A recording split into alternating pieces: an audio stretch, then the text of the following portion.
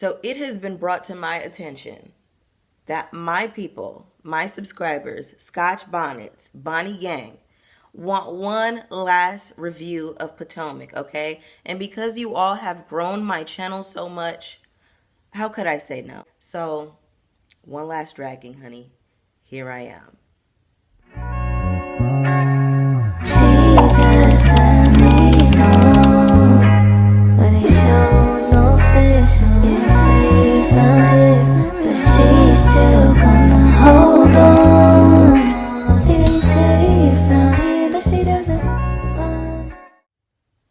What's up, everybody? It's your girl Bonnie Scotch. Thank you so much for clicking on my video. I wanted to bring you a recap for Real Housewives of Potomac. This is season 8, the last part of the reunion, part 3.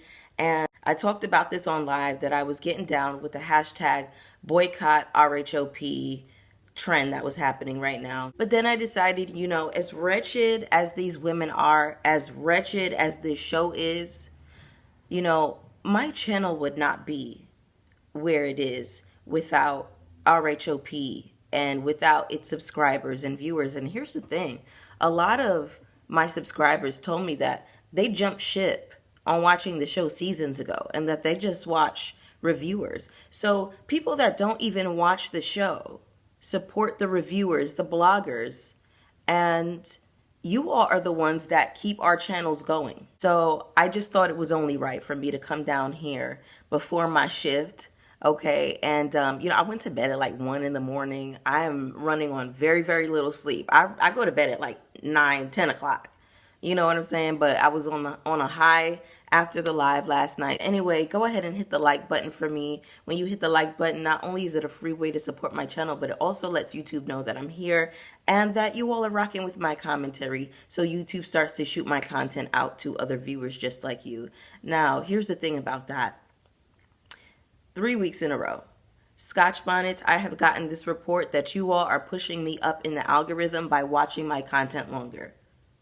Record views in the last video that I posted.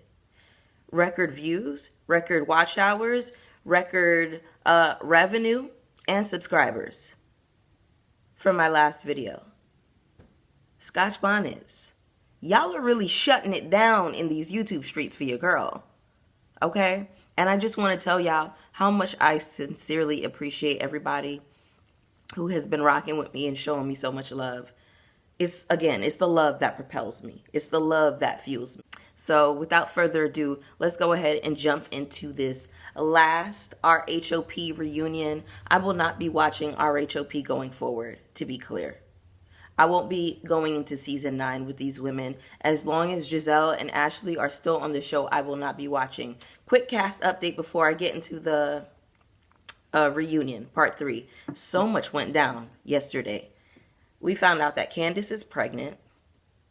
We found out that Robin confirmed that she got her white box. It's rumored that Nneka got fired from the show as well. Candace's pregnancy, congratulations to Candace. I am so happy for you, girl. I'm wishing you a joyful and easeful and incredible pregnancy and delivery. I do think it's too soon for a pregnancy announcement, however. I don't want anybody announcing a pregnancy, especially when it's high risk, until we are way, way out in the pregnancy. Get to your 3rd trimester and then announce things. You know what I'm saying? It just seemed, I don't know, it just seemed a little bit soon for that kind of announcement. Robin is fired. She was sitting up on Reasonably Shady podcast. She was crying, you know, shedding a tear with Giselle. Tears, tears, tears, tears. That's how I feel about that. What else is going on? Nneka's fired. You deserve it, girl. What else do I have? Things going on outside the show. Oh, there is not 1, not 2, but 3 petitions to get Giselle fired from the show. How's that for tweets, Giselle? We'll talk about it when we get there. Anyway, all right. I have so many notes. I am praying that this is not more than 30 minutes because it's really going to annoy me. I just have this thing about editing long videos. Anyway, Gordon reveals that he was diagnosed with bipolar. I think that we need to destigmatize bipolar and a lot of mental health illnesses. You know, I just think that the language around mental health can be a little bit harmful, can be very much harmful to, oh my God. Did I not fucking plug this in? It's just one of those mornings, child. Bear with me, y'all. Okay. I hope that didn't mess up my video. All right, so I just wanted to start over because I didn't know if me plugging my headphones in was going to interfere with the audio or anything like that. I didn't want any problems, so y'all just going to have to bear with me. My bad, y'all. Mia is crying and Candace is comforting Mia, but usually when Candace is crying, we have Mia rolling her eyes and saying that Candace cries when the wind blows. Candace has empathy in her heart for everybody, but nobody has it for Candace. Did you all notice that? Gordon is talking about how, I don't know where he was at. Was he in rehab or something like that? I don't know. Anyway, he was somewhere 70 miles away from home. Mia went to check on him. And then you got Giselle talking about, oh, well, who's going to take care of Gordon? The fucking nursing home, bitch. Gordon is not Mia's child. Gordon is not Mia's granddad. She doesn't owe him that. The nigga is 70 years old. He's going to have to figure it out, find a way, make a way. He has family. His family can take care of him. And she can move on with her life if she wants to. She's not beholden to him because they were married and the nigga is 70. Shut up, white lady. Then we see a preview of Giselle saying that everyone is responsible for this fight. Daphne, Candace, and Wendy. So how is Candace responsible for her own assault? If it was because she had such a smart mouth, then Ashley would have been assaulted seasons 1 through 8. Ashley would have been gotten her ass beat. You would have got your ass beat too, Giselle. Seasons 1 through 8. Whew, we'll get there. I'm jumping ahead. Oh, and I want to pull over on why I'm calling Giselle a white woman. I discussed this on my live last night, how Robin is a white woman, because remember years ago, back in 2019, it's still up there. If you Google Robin ancestry results or Robin ancestry, her Instagram comes up where she posted her ancestry results. She is 60% European and 40% black. In what world does that make Robin a black woman? Let me explain something to y'all real quick, okay? That 1 drop rule is going to get us all killed. Do you think that if a person had 60% black in them and 40% European ancestry, that they can go around white people and talk about how they're white? So why is Robin allowed to come around us and say that she's black? A white person and a black person don't make a black person. Sorry. It makes a biracial person. A motherfucker that's 60% white, 60% European does not a black person make. And guess what else? That 1 drop rule bullshit that white people made up, I don't adhere to that. I don't adhere to white standards. The 1 drop rule was something that was created to make whiteness exclusive. Do you understand? That's why you have all of that inbreeding and all of that incest and all of that language about keeping the bloodline pure. Because they don't want to nigga up the bloodline. Any drop of nigga means you're a nigga. So for me, you got more drops of white in you than you got nigga. You're a white woman. You're a white woman. You're a Caucasian lady. The reason I wanted to drive this point home is because we saw white woman Robin talking about how I'm so uncomfortable with the conversation of colorism. I don't like being accused. Yeah, that's the same thing that white people say. when they're accused of racism. Same for Giselle, white woman talking points. Well, I went to an HBCU, and you. Okay, well, girl, just because you went to an HBCU and you were in a black sorority doesn't mean that you're not colorist. Doesn't mean that you are not anti-black. In the same way that white people love to jump up and remind us that they have 5 black friends that they really like. Yeah, you like those 5 black people, but you're still racist to everybody else. Hello? I also find this situation laughable. The fact that Robin is claiming she's so uncomfortable all of a sudden talking about colorism and race. Because I distinctly remember in season 1, her and Giselle were the main women who were going after a biracial Katie Ross for not performing blackness in a way they deemed acceptable. Ashley's a Caucasian woman too, because that's how she acts. Hello? The trailer park trash that Ashley is. Ashley's the trailer park trash. Giselle is the police. And Robin is Giselle's muscle. The butch white woman. Yeah, I got y'all pegged. I'll clock y'all's tea. And let me dig a little deeper. Let's go a little further, shall we? Since we're already having the conversation, since we're going there. You all remember the conversation that Giselle and Robin were having on Reasonably Shady Podcasts? When was this? Let me not get to lying. Now, one thing that y'all know about me, Scotch Bonnets, y'all know that I love a receipt and y'all know that I love facts and examples.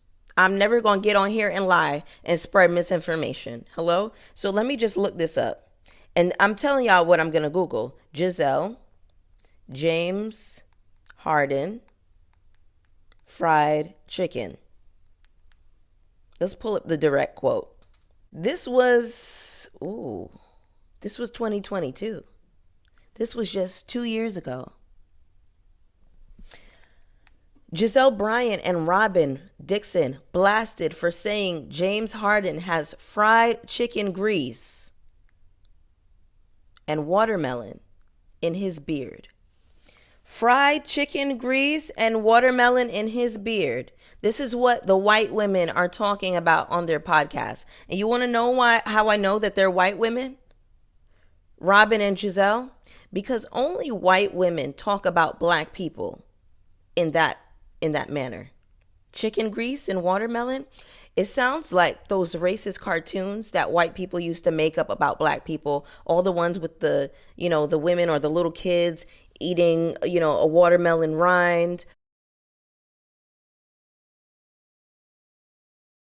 Or they have these big, oversized, overblown lips. They're eating fried chicken. This is how white women think of black people. I have never in my life, in my black American life, heard another black person say that they look like they got chicken grease and watermelon in their beard.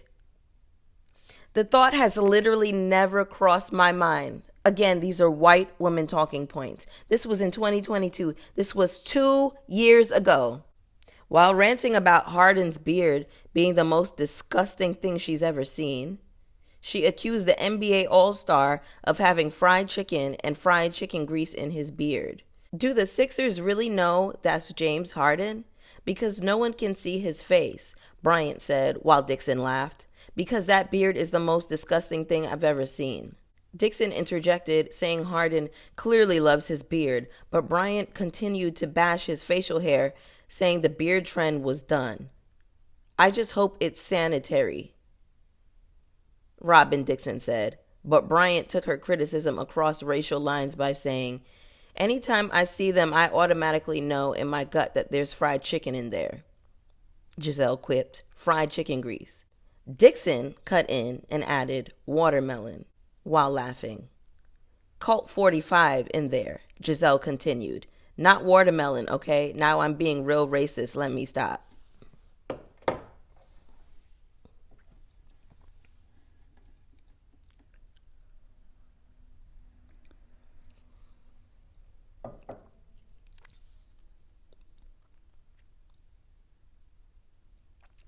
Miss 60% European ancestry. I'm very, very curious about what Giselle's ancestry looks like. Speaking of passing, let me bring up another quote really quick since we're on the topic of facts and examples, honey. Here is a quote from Giselle when she was on Carlos King's podcast. And let's keep it all the way real, Carlos. TV had not seen people like us, had not seen light-skinned, green-eyed bandits. Didn't understand, okay? They're educated, they're black women, they went to college, like, that was so foreign back then.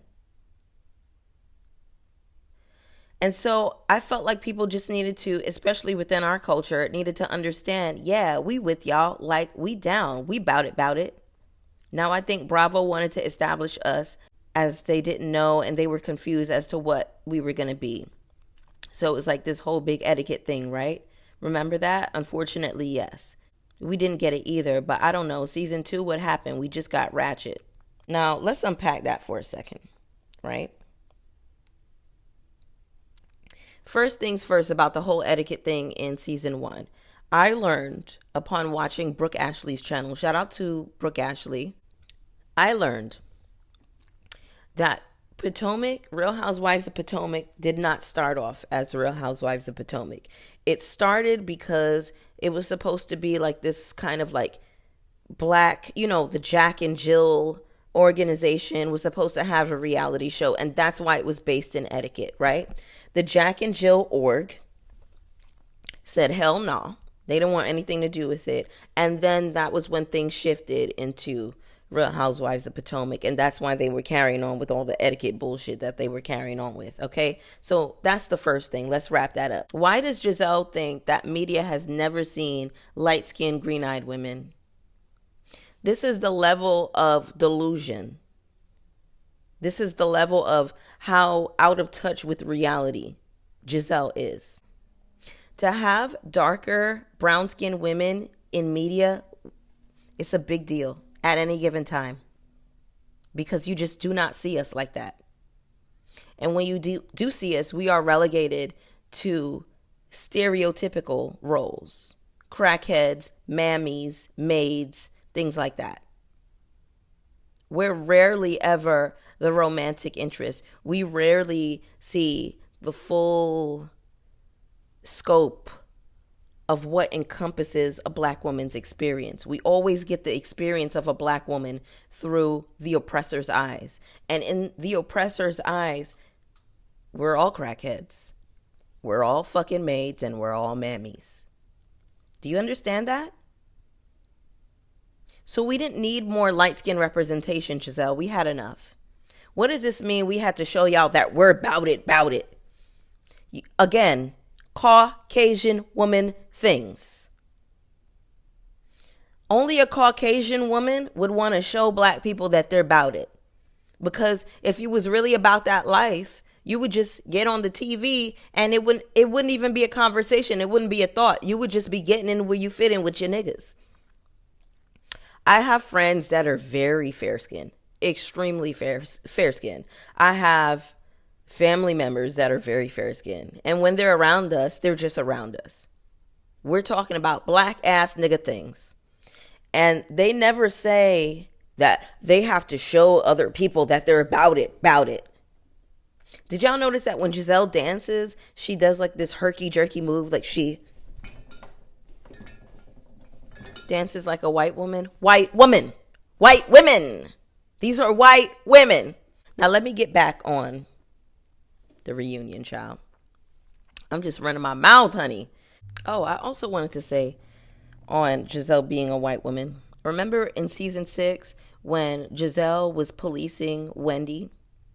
I told y'all Giselle was policed on dressing provocatively. First of all, that's a grown-ass fucking woman. Who the fuck are you? Who are you? If she wants to walk around with her labia hanging out, that's her Pennsylvania privilege. She is a grown-ass fucking woman, Giselle, and she don't got to answer to you. But you think that because you are a white woman, you are police. Just like white women think that they are the police everywhere. Talking about citizens arrest, that's you, Giselle. Candace just confirmed yesterday that the reason that she was so subdued in this part of the reunion or whatever is because Giselle went to production like the Caucasian lady she is and snitched on Candace and said, well, I don't want her to be so vitriolic. Meanwhile, you were the one who accused her husband of SA just last year. And I just want to know, how is what Giselle did accusing Chris of SA different from when Phaedra spewed those lies about Candy during that season, when she lied about Candy trying to take Portia to the dungeon? Quickly, explain it to me now. Explain it quickly. How it's different? Quickly. Anyway, back to the review. But anyway, to wrap up that segment about whiteness and blackness, the same tactics that white people use to police whiteness, we need to gatekeep our blackness a little bit more. Because you got motherfuckers like Giselle, motherfuckers like Robin. Talking about motherfuckers got chicken grease, fish grease, watermelon in their beard. Like white people. Like they're talking about old racist cartoons. NECA's package. The IUI didn't take. And girl, maybe it's because you're 40, your husband has a low sperm count, and you like to wash down your prenatals with champagne. Maybe that's why your IUI didn't take. This conversation between NECA and Wendy on whether or not they know each other, and we have this stupid ass Andy talking about, well, you met her a few times, so that would mean that you know her. No, you fucking clown. Just because I meet a motherfucker a few times in the street doesn't mean that I know them. It means that I said hello to them a few times. Stupid ass motherfucker. What else we got in here? NECA says that Wendy has been lying all day. What did she lie about? Name one thing she lied about, NECA. Fucking clown. NECA says that she was supposed to be on Married to Medicine. Well, if your pussy was so motherfucking fat, why didn't you take your ass to Married to Medicine? Now this conversation about Osu. Andy is asking what Osu means. Wendy turns to Ashley and says, well, since you're the one who brought it to the platform, go ahead and explain it. We got Ashley's face looking broken up and crunchy and stupid as ever. Looking like a stupid white woman with that big stupid wig on her head. Now, I loosely understand Osu to mean something about somebody being an outcast within their community. That's my very loose understanding of it. Ashley, I just think it's funny that you brought this conversation about Wendy being Osu back into the conversation, because I would think that you would have more compassion about a conversation like this, given the fact that within your own family, you would be considered Osu yourself. You went and knocked on your daddy's door years ago and he wouldn't even fucking open the door for you. How's that for Osu? How's that for an outcast? Your own daddy didn't even want to be bothered with your tired, sorry ass. Ashley would know about Osu and being outcast because her grandmother went to pick her up from school and all of her belongings were Osu onto the street. Because Sheila had got evicted. The same Sheila that had a big ass nigga living in her house, drinking up her children's juice drink, not contributing to the household.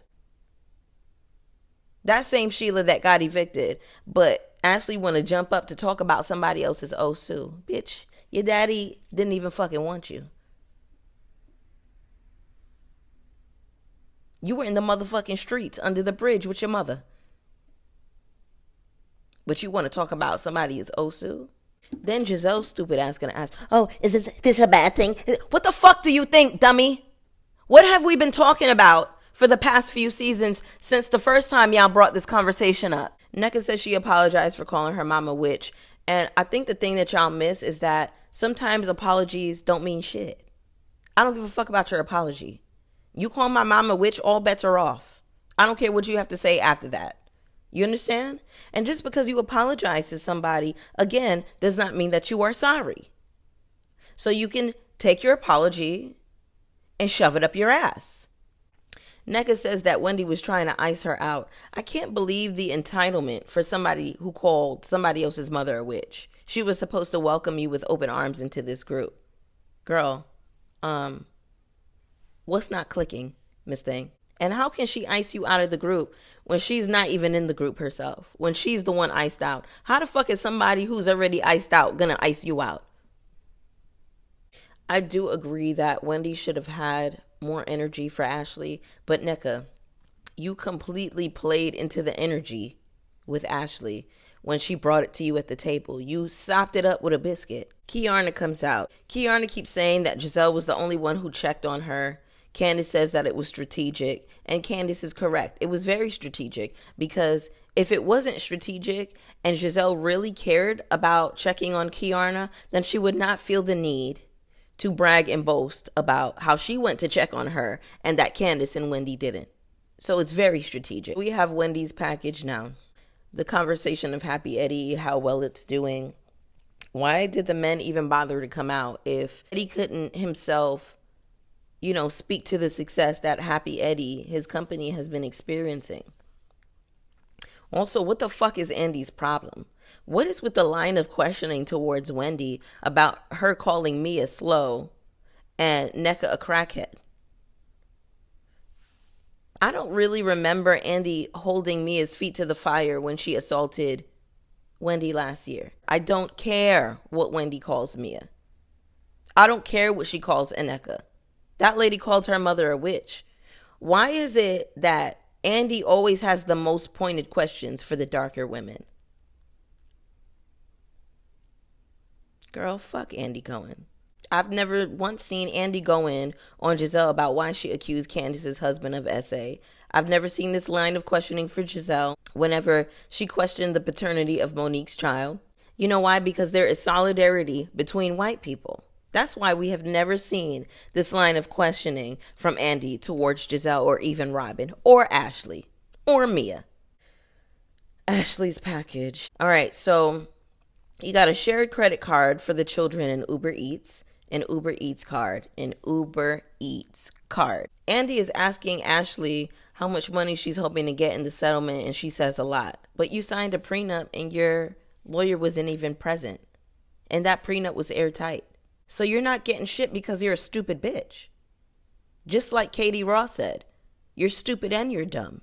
Also, she's talking about securing a future for her children. So it's okay for you to secure a future for your white children. But when Dorothy was doing it for Candace and spoiling her and lavishing her, it was, oh, Candace is spoiled and she doesn't take care of herself and she lives in her mother's house. Oh, so you can build generational wealth for your white children, but it's a problem that Dorothy did it for Candace. All right, so the fight. Andy is questioning Candace about name calling. Andy, Daisy accused these women's husbands last year of flirting with her. I don't care what Candace calls her. Mia says that Daphne was on a rampage. Apparently, Diane had pressed Mia and asked her, oh, so I'm a 4? Let's pull over on that for a second.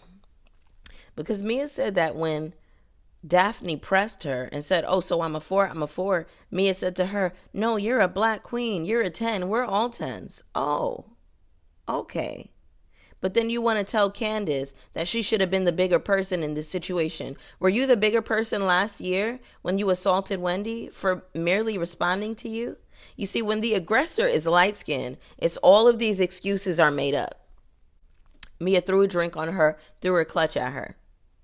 But that was okay last year. But this year, Candace is defending herself with mere words. Called that woman vermin because she is.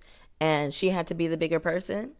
So Mia, I want to know why you didn't throw a drink at Deborah and hit her with your clutch when she pressed you. Because she got bucked. You said she was on a rampage. So you could have went after her the way that you went after Wendy last year. But you chose not to. It was a choice. And you all choose to be the aggressors against the darker women. Fuck you too, Mia. And you're a coward ass bitch. Because Delia came to you with the smoke and you backed the fuck down. But Wendy was sitting down minding her business, eating her food, and you saw fit to throw a fucking drink in her face. Ashley saying that some people hit too low. So Ashley, were you hitting low when you said that Monique lost her baby because she was a drunk bitch and drove her car into a ditch? Did you deserve to get your ass beat for that? But Candace is responding to a woman who already disrespected her, and she's the problem. Okay. Kiarna says to Ashley that she's the queen of aftermath apologies. I love that she said that. You're never proactive about not keeping up mess. Ashley's face looked crunchy and stupid once again. Kiarna says she wanted to thank Karen for taking care of her in that moment. Karen said that she would have taken care of anybody in the situation. Karen, were you taking Candace when you went to HR and said that she should lose her job that season that her and Monique got into a fight? Karen is talking and Robin is laughing, and I realize that she has no top lip like the Caucasian lady that she is. All right, so closing thoughts. Andy is asking Giselle and Candace if they can get anywhere. Giselle is saying that they can't get anywhere because of Candace, blah, blah, of course. Typical Caucasian lady shit. Giselle is saying she can't wait for this episode to air because she knows that Candace is going to be tweeting. Giselle, what about the tweets about you right now? Because one thing about them comments, they're definitely not on your side. One thing about the comments, they are not on your side. So I advise you. In fact, like I said before, there are not one, not two, but 3 petitions to get your ass off this show. Giselle, you really thought you ate that, but you didn't. The episode ends with Caucasian Giselle putting a Burger King crown on Caucasian Andy. Terrible fucking season. 0 out of 10 would not recommend. But I do have to say this about Potomac once again. If it weren't for Potomac, I'm not sure where my channel would be right now, okay? Because Potomac put my channel on the map. I ain't gonna hold you. It brought me to, over 1K subscribers. It brought me to the realm of YouTube partnership. And I'm very grateful. I'm so grateful, but I will not continue to contribute to a culture of anti-blackness and colorism. I just won't. So anyway, y'all, that was the episode. That was the season. Get down in the comments with me. Let me know what y'all thought about the season. Let's wrap it up. Let's drag the girls in the comments, and I will see y'all for the next one. Peace.